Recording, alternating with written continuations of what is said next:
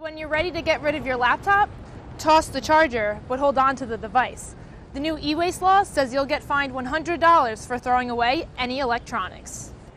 Behind these black panels are construction crews working overtime, replacing fast food outlets with upscale businesses. But commuters, they're not happy with the MTA makeover. Researchers tested the railing, the turnstile, and even the door handle and found 562 species of bacteria. But don't worry, the city says there's no harm to human health. To combat the bad tipping culture, Cafe Grumpy uses a system at checkout to encourage their customers to tip after buying a cup of coffee.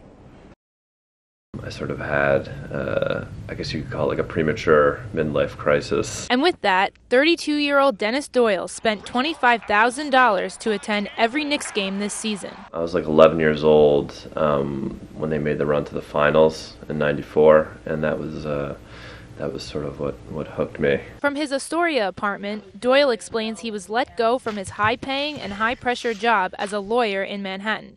And last year, he decided to make the best of unemployment. I decided to take some time off to do some traveling, and one way to do that was by following around my favorite team. But now, more than halfway through the season, the team's disappointing record of 10-44 has made Doyle's job as a fan a tougher one than he expected. It's not going to get any easier for me, I think. It certainly makes the game's a little bit more difficult to watch. Doyle says the losses haven't defined the experience. He's traveled to 24 cities and 1 country, and even met the Knicks power forward Jason Smith on the road. London was great. It was like I got to spend like a week there, do all like the typical tourist sightseeing stuff, and then throw in a lousy basketball game at the end of the week. Doyle admits people have called him crazy. But he says this experience has been about more than attending basketball games. It's a personal journey. In a sense, like, I've never been able to stop being a Knicks fan for my whole life. I mean, there have been really awful seasons along the way where I would have been more than happy to sort of leave them behind. But that's sort of one of the themes of this is kind of being attached to the team. Despite the Knicks' record, Doyle plans on attending the last 24 games and hopes to write a book about his experience. In Astoria, I'm Jaclyn Lattanza. The culture of looking at street art is no longer frowned upon.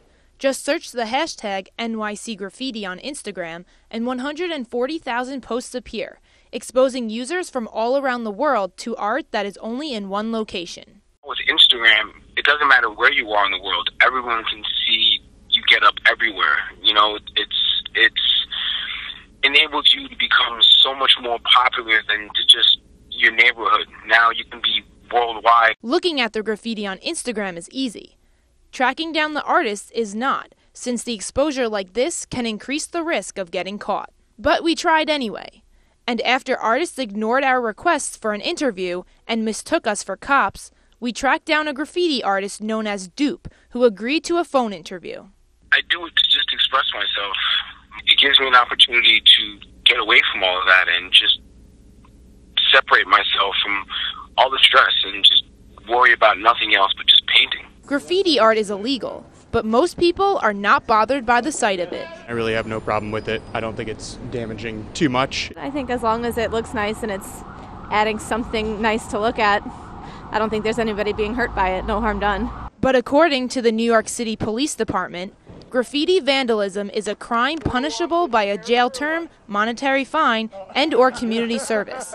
Any person caught defacing property without the express permission of the owner will be arrested. For Dupe, who has a full-time job as an investment banker, the adrenaline rush is worth the risk. When you're on the street and you're doing it just to kind of get up and get out there, there's that rush, there's that thrill, there's that need to just make sure that it gets done quickly and you don't get caught.